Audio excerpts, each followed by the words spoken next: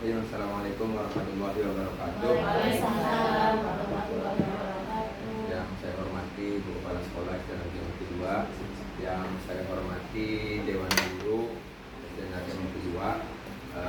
Di sini saya akan mendefinisikan tentang modul 3 ya, guru penggerak. Jadi ada 3 ya, jadi ada 3 sub modul 3 ini, 3.1, ada 3.2 dan 3.3. Dan modul 3 ini adalah modul terakhir yang saya pelajari ya. Langsung saja kita ke modul 3.1. Jadi temanya itu pengambilan keputusan berbasis nilai-nilai kebajikan sebagai pemimpin. Jadi ketika nanti ibu bapak menjadi pemimpin, baik itu di sekolah maupun di rumah tangganya, itu bisa kita terapkan bagaimana cara pengambilan keputusan yang berbasis dengan nilai-nilai kebajikan sebagai seorang pemimpin ya. Jadi untuk mengambil sebuah keputusan itu yang pertama ya, jadi kita harus melakukan 9 langkah pengambilan keputusan. Di antaranya yang pertama mengenali nilai yang bertentangan ya, nilai yang bertentangan yang ini nih. Kemudian menemukan siapa yang terlibat, kemudian kumpulkan fakta-faktanya, kemudian pengujian benar atau salah ya. Jadi ketika kita melihat apa istilahnya ada masalah, nanti bisa masuknya itu dilema etika atau rujukan moral gitu ya, ketika kita menjadi seorang pemimpin. Jadi apa sih perbedaannya antara dilema etika dengan rujukan moral? Itu kita dapat lihat ya dari kasusnya. Jadi kalau kedua kasus ini, misalkan yang pertama nih sama-sama benar, nah jadi kita menemukan nih ke kanan benar, ke kiri benar. Nah itu masuknya ke dilema etika. Sedangkan rujukan moral itu jadi yang satu benar, yang satu lagi salah ya. Jadi di situ kita membedakannya seperti itu. Nah, kemudian dari 9 langkah ini ya, seperti yang kita contohkan di sini, nanti saya contohkan ya. Jadi setelah pengujian benar atau salah itu ada pengujian paradigma benar lawan benar, kemudian melakukan prinsip resolusi, kemudian investigasi opsi trilema ya. Jadi trilema itu ada 3 pilihan nih, jadi kita tentukan nanti ya. Kemudian yang selanjutnya, lihat lagi keputusan yang kita ambil dan refleksikan. Itu cara untuk pengambilan keputusan. Ini ada di modul 3.1 ya Ibu Bapak. Jadi di sini saya contohkan. Nah, di sini ketika saya berdiskusi dengan kelompok saya ya yang di CGP, itu ada di Kota Depok. Jadi ketika PPDB ya kelas 1 nih, ini ceritanya. Jadi ada wali murid yang mendaftar, tapi kakak dia itu bukan kakak Depok ya, tetapi dia tinggalnya dekat dengan sekolah.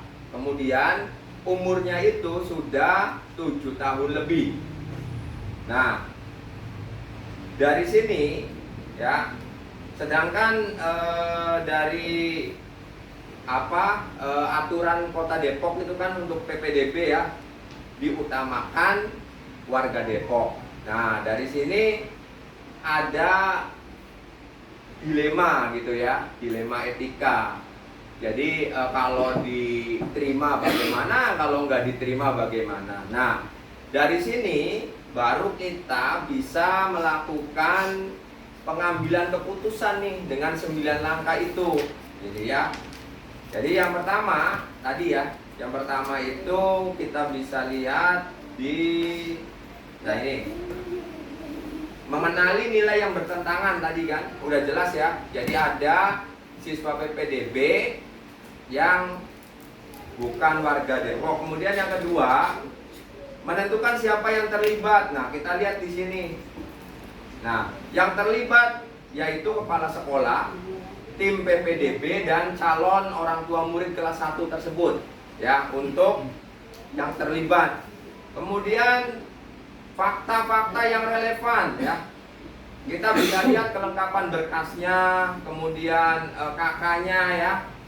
Ya, itu termasuk tanggung jawab orang tua. Kemudian baru yang keempat, uji benar dan salah ya.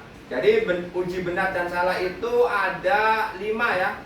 Ada 5 yang harus kita uji. Yang pertama uji legal ya. Jadi ada pelanggaran hukum tidak nih pada kasus tersebut gitu ya. Kemudian kalau tidak ada berarti tinggal tulis saja tidak ada. Kemudian uji regulasi ya. Ada aturan yang dilanggar yaitu Juknis PPDB Kota Depok. Jadi Kota Depok kan inginnya warga Depok yang sekolah di situ ya.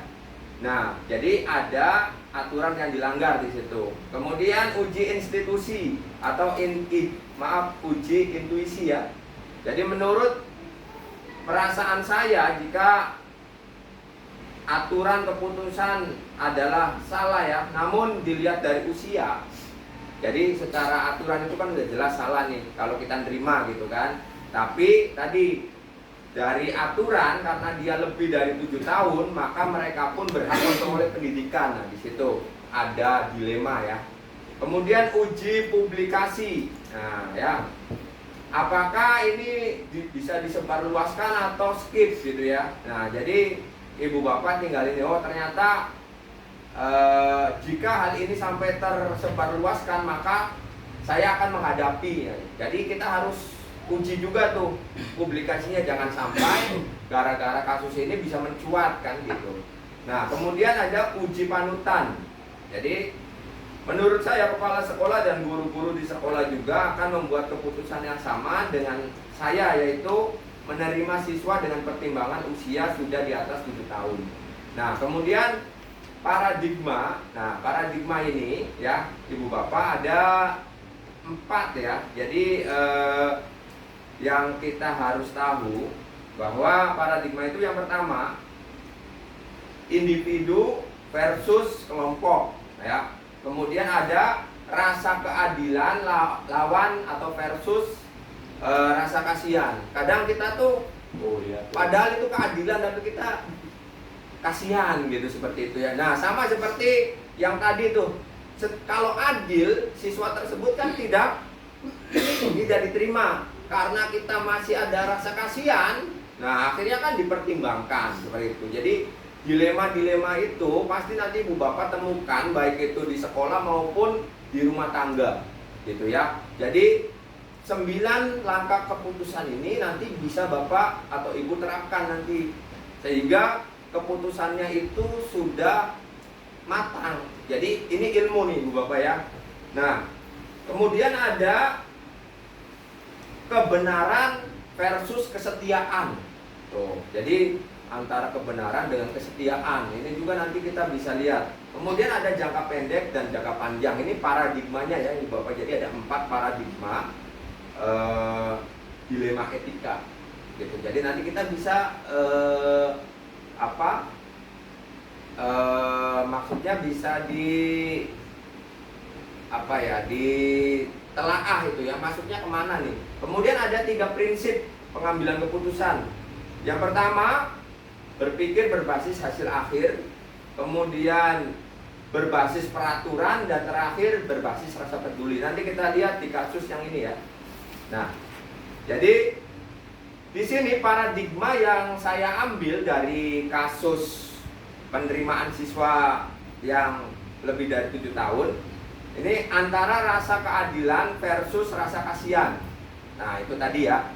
Jadi itu. Kemudian untuk prinsipnya nih, prinsipnya yang digunakan adalah berpikir berbasis rasa peduli. Kan ada aturan tadi ya. Jadi kita yang ambil rasa peduli nih. Nah, kemudian ada opsi lain dilemanya nih, yaitu meminta orang tua untuk mendaftarkan siswa di sekolah swasta. Namun hal ini saya kurang tepat karena kondisi orang tua termasuk keluarga yang tidak mampu. Jadi kalau dia sekolahnya di swasta kan kasihan juga. Nah, jadi ini juga kita bisa ambil. Nah, kemudian keputusannya menerima siswa tersebut dengan pertimbangan usia siswa dan membuat kesepakatan dengan orang tua untuk melengkapi berkas kartu keluarga Depok dengan jangka waktu 6 bulan. Jadi ada kesepakatan dengan orang tua murid tersebut dalam waktu 6 bulan itu silakan ibu bapak tuh diurus pindah kakak. Adapun progresnya tiap bulan itu nanti ditanyakan kita sebagai guru ini atau sebagai pihak sekolah ya, ibu bapak udah sampai mana nih gitu kan. Nah, dari tiap bulan sehingga kesepakatan yang kita sudah buat ini tidak merugikan siswa, seperti itu Bapak ya. Jadi itu contoh 9 langkah pengambilan keputusan. Nah, kemudian kita masuk ke modul 3.2. Apa sih? Nah, ini ya, modul 3.2 ini membahas pemimpin dalam pengelolaan sumber daya. Nah, jadi tujuannya di sini ya, CGP mampu menghubungkan materi modul ini dengan modul-modul yang didapatkan sebelumnya. Nah, di sini ya. Jadi cara mengimplementasikannya ada di lingkungan kelas, di lingkungan sekolah, dan di lingkungan sekitar. Nah, pengelolaan sumber daya yang tepat akan membantu proses pembelajaran murid menjadi lebih berkualitas.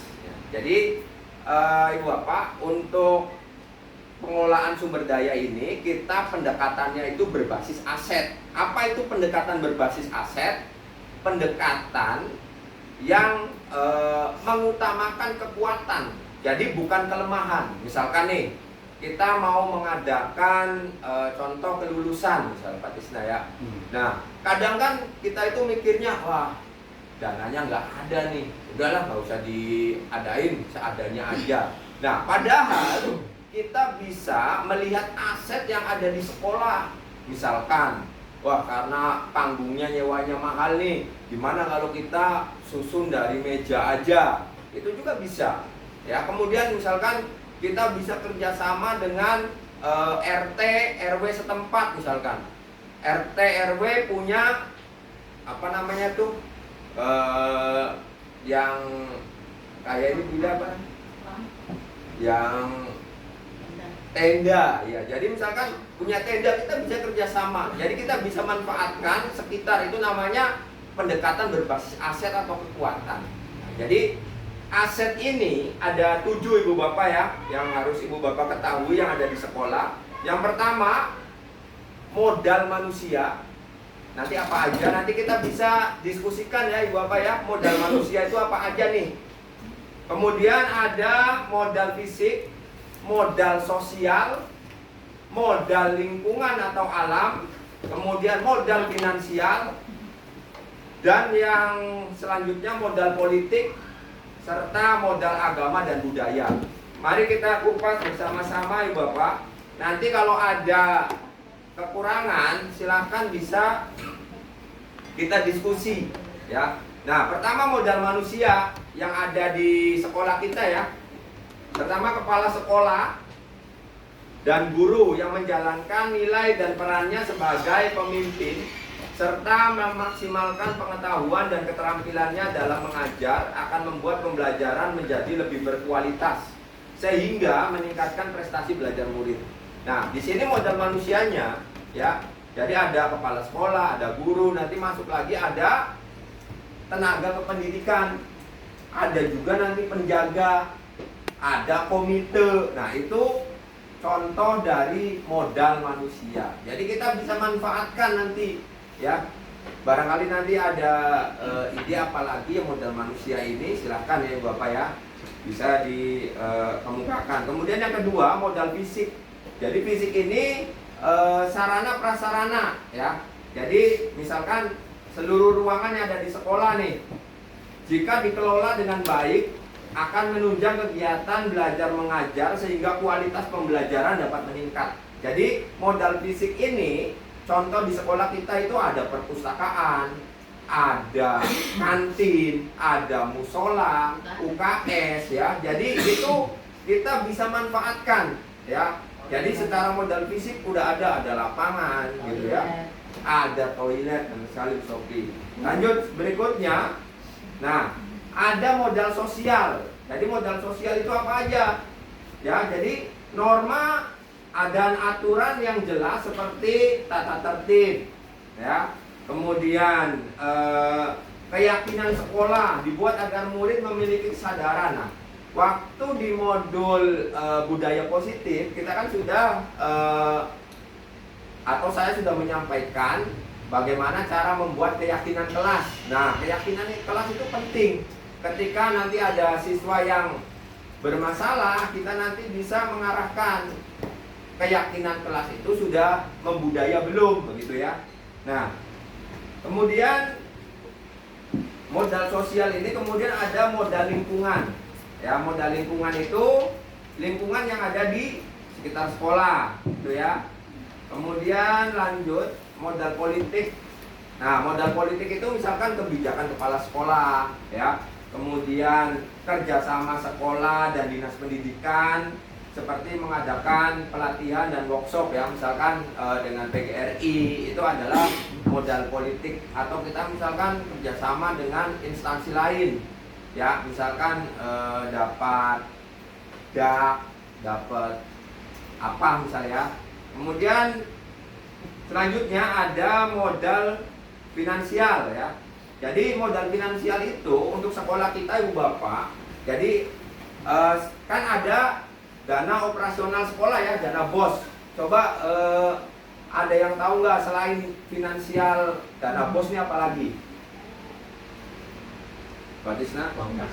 Nah, Pak Tisna, uang kas kelas itu termasuk modal finansial juga. Apalagi selain uang kas? Nah, uang amal juga kita bisa manfaatkan ya, itu termasuk aset, masuknya ke modal finansial. Nah, kas pramuka juga bisa. Nah, itu ya. Jadi kita memiliki 4 nih. Ya, kalau kita hanya mengandalkan dana BOS saja, pasti pendekatan yang kita gunakan itu berbasis kelemahan pasti. Contoh misalnya Pak Tisna nih, besok kan ada Dian Pindro ya.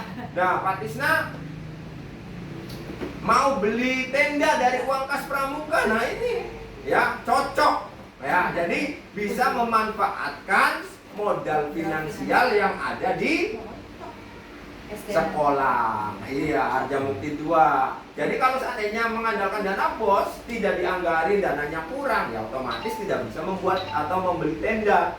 Nah, dengan adanya uang amal ya kan, seperti hari Jumat nih. Nah, untuk maulid bisa terlaksana itu karena, nah, jadi kita manfaatkan kekuatan berbasis aset ini ya. Nah, kemudian selanjutnya ada modal agama dan budaya. Kegiatan pembiasaan di sekolah seperti berdoa, sholat duha, sholat berjamaah ya, gotong royong misalkan membersihkan ruangan kelas, halaman dan sebagainya itu ya, kita bisa gunakan juga. Nah, jadi untuk modal-modal itu Ibu Bapak barangkali nanti ada yang ditambahkan ya dari modal tadi. Modalnya apa aja tadi? Finansial ya, kemudian fisik, manusia. Nah, jadi kita bisa manfaatkan. Nah, selanjutnya Ibu Bapak ya, untuk kita masuk ke modul 3.3 nih yang terakhir. Jadi saya sudah memasuki modul 3.3 tentang apa? Pengelolaan program yang berdampak pada murid. Nah, di sini saya sebagai calon guru penggerak, ya, intinya kan pasti apa sih yang nilai jual istilahnya ya, yang beda dengan guru yang belum mengikuti calon guru penggerak gitu ya. Program apa sih yang saya ingin terapkan gitu ya. Nah, di sini dari Bapak, jadi saya juga izin kepada Ibu Kepala Sekolah, Ibu. Ya. Jadi saya tuh rencananya ingin mengadakan ekskul yang namanya Komtika. Jadi Apa tuh? apa itu Komtika? Nah, jadi Komtika itu komunitas matematika. Oh. Jadi saya berangkat atau indikator kenapa mengangkat komunitas matematika itu, ya. Yang pertama kita bisa lihat dari rapor pendidikan numerasi ya. Numerasi kurang. Jadi kan apalagi untuk kelas 4, 5, 6 itu kan matematik udah berdiri sendiri. Jadi dengan adanya ekskul komunitas ya matematika ini diharapkan nanti ada, nah ini kita masuk ke ini dulu ya. Jadi namanya student agency ya. Student agency itu apa sih? Jadi student agency itu ini, bentar. Nah ini, student agency itu adalah proses panjang yang berkesinambungan, tidak hanya berada dalam satu jenjang pendidikan saja, namun harus saling keterkaitan. Jadi student agency itu kalau dalam bahasa Indonesia itu kepemimpinan murid. Nah, jadi ketika nanti saya akan membuat komunitas matematika ini, nanti murid akan dilibatkan. Jadi guru hanya sebagai fasilitator nantinya. Jadi muridnya akan bergerak nih. Jadi ada nanti perwakilan dari kelas 4, 5, 6 yang akan saya latih atau rekrut. Ada yang jadi ketua, nanti ada sekretarisnya siapa. Nah nanti dia bisa istilahnya apa ya, kalau dalam tutor sebaya nantinya. Nah diharapkan adanya ekskul komunitas matematika ini, matematika hasil matematika dari kelas 4 sampai 6 lebih baik dari sebelumnya, sehingga rapor pendidikan tentang numerasi ini bisa meningkat gitu ya. Jadi program yang saya canangkan yaitu Komtika, mudah-mudahan Ibu Bapak guru mendukung, dan pelaksanaannya itu 1 minggu sekali. Jadi sama seperti ekskul yang lain. Jadi setelah jam pelajaran nanti kita bisa diskusikan ya Bapak ya, waktunya nanti hari apa. Nanti kita rekrut siapa aja yang akan menjadi semacam pemimpin ya, pemimpin pembelajaran atau student agency ini. Diharapkan dengan kita melibatkan murid sebagai pemimpin, nanti suatu saat kelak ketika dia dewasa akan menjadi pemimpin-pemimpin masa depan bangsa. Syukur-syukur pemimpin dunia seperti itu. Jadi kita melatih anak-anak dengan nilai-nilai kebajikan seperti keberanian, tanggung jawab, peduli. Jadi kita libatkan. Jadi sekarang tidak zamannya lagi teacher center. Jadi guru itu kalau bisa nggak usah banyak ngomong, anak aja gitu ya. Jadi sebenarnya lebih enak nih ya, kita lebih ya sebagai fasilitator. Kalau ada ini coba anak-anak siapa yang bisa jawab seperti itu. Jadi sekarang sudah saatnya ya student center. Jadi atau anak-anak ini ya kita latih komunikasinya ya. Nah, kemudian apa aja sih di sini ya ada nih. Bentar. Untuk kepemimpinan murid ya. Jadi kepemimpinan murid ini, jadi Bapak ada atau student agensi ini ada 3 ya. Jadi yang pertama itu voice. Nanti kita bisa lihat contoh di sini.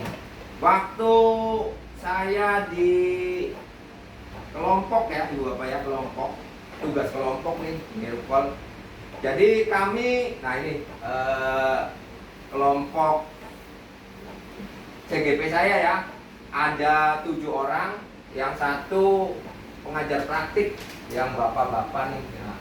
Nah, jadi program ketika saya berdiskusi ya dengan siapa tahu bisa diterapkan juga di sekolah kita ya Bapak.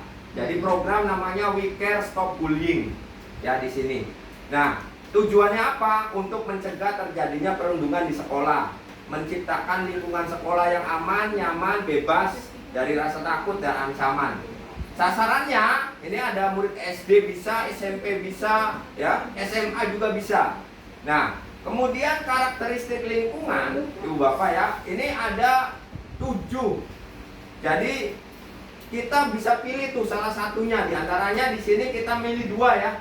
Lingkungan yang mengembangkan keterampilan berinteraksi sosial secara positif, arif dan bijaksana. Kemudian karakteristik lingkungan selanjutnya, lingkungan yang melatih murid untuk menerima, memahami kekuatan diri, ya, sesama serta masyarakat dan lingkungan di sekitarnya. Nah, kemudian apa itu bullying? Nah ini sebuah program kokurikuler untuk mencegah terjadinya perundungan di sekolah dengan memaksimalkan peran murid.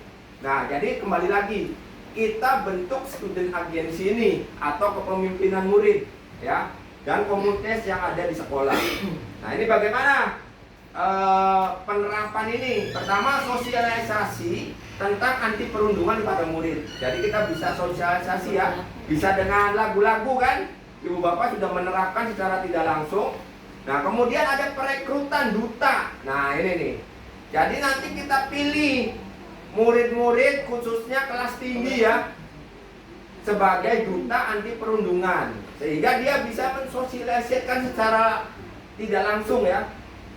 Bagaimana perekrutannya? Jadi kita bukan asal tunjuk saja, gitu kan? Kita bisa melalui tes tertulis, ya kan? Kemudian esai dan wawancara. Kan ada murid yang ketika ditanya, "Duh, jawabannya nggak nyambung nih," gitu kan? Nah, berarti kita pilih yang jawabannya yang relevan. Jadi seperti itu perekrutannya. Nah, kemudian nanti duta perundungan ini menyusun program kegiatan. Nah, kemudian melakukan kegiatan anti perundungan kepada murid lainnya. Nah, lanjut kita ke ini ya. Ada yang namanya diagram Y. Jadi untuk membentuk student agency ini atau kepemimpinan murid itu ada 3 ya Bapak. Yang pertama voice. Voice itu artinya suara. Jadi kita bisa memberikan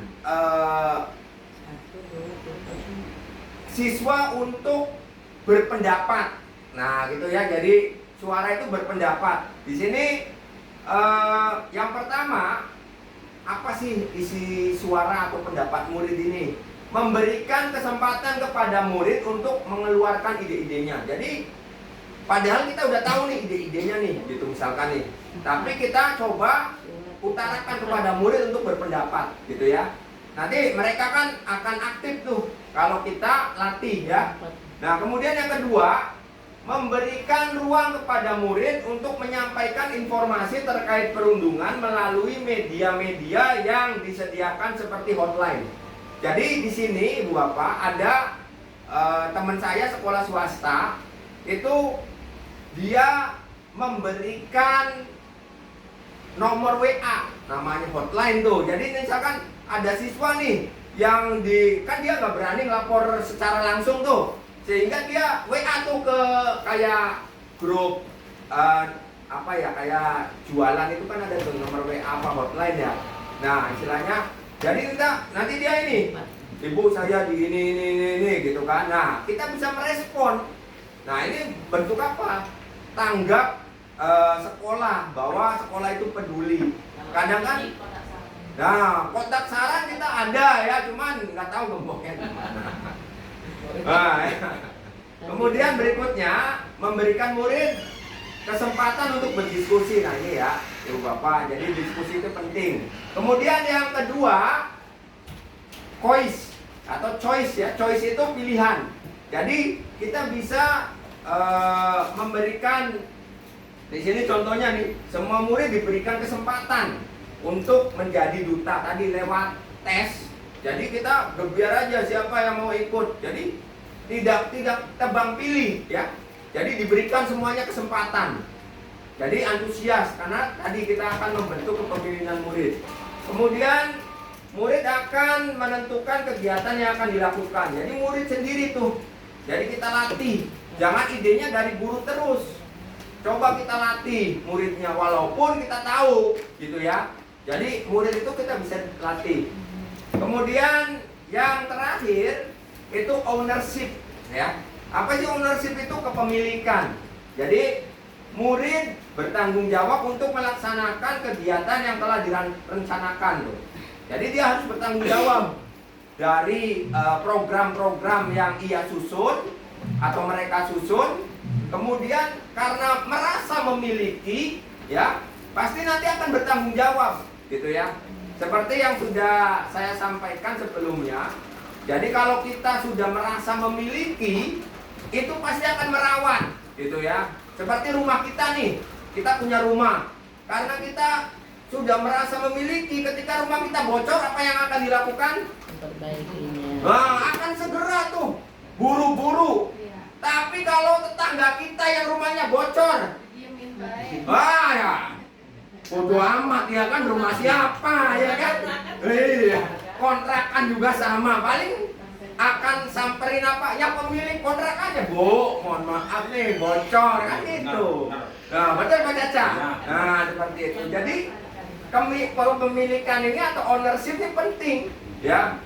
Jadi untuk tadi ya Ibu Bapak, untuk melatih student agency atau kepemilikan murid itu ada 3. Yang pertama voice, yang kedua choice, yang ketiga ownership. Seperti itu Bapak ya. Jadi ini contoh dari program We Care Stop Bullying. Jadi syukur-syukur ada Ibu Bapak terapkan seperti itu ya. Baik, itu saja Ibu Haji Ya. yang dapat saya sampaikan. Silakan untuk aset 7 aset ini dari mulai aset manusia sampai agama dan budaya. Barangkali ada Ibu Bapak yang didiskusikan ya atau tambahan. Jadi kita pendekatannya itu berbasis kekuatan, bukan kelemahan. Ya, jadi nanti untuk kalau ada rapat-rapat kita bisa gunakan nih kekuatan-kekuatan yang ada di sekolah itu apa. Kita bisa memanfaatkan ya finansial, misalkan jangan dana bos aja, karena dana bos sudah pos-posnya udah jelas gitu ya. Jadi kalau ada uang kas ya kita manfaatkan. Jadi seperti itu Bapak ya. Mudah-mudahan desiminasi dari saya nih Ibu Bapak jelas. Jadi yang pertama tentang apa Ibu Bapak? 3.1 modul 3.1. Ya, pengambilan keputusan ya. Kemudian yang kedua, nah yang kedua dana. Yang kedua apa lagi tuh? Ayo yang kedua itu materi, pemimpin dalam pengelolaan sumber daya. Tadi ada 7 aset ya. Nah yang terakhir ya, ya program yang berdampak pada murid. Nah ini saya kan satu aja dulu ya. Tadi komunitas matematika ini mudah-mudahan berjalan dan saya minta bantuan Ibu Bapak nih agar ekskul matematika ini bisa berjalan ya. Karena ketika Nanti saya juga bisa berkolaborasi dengan Pak Tisna nih yang ahli matematika ya, untuk mengeluarkan ide-ide gagasan yang brilian gitu ya. Bukan brilian menenti bukan ya. Oke, cukup dari saya. Kurang lebihnya mohon maaf. Wabillahi taufiq wal hidayah. Wassalamualaikum warahmatullahi wabarakatuh. Waalaikumsalam.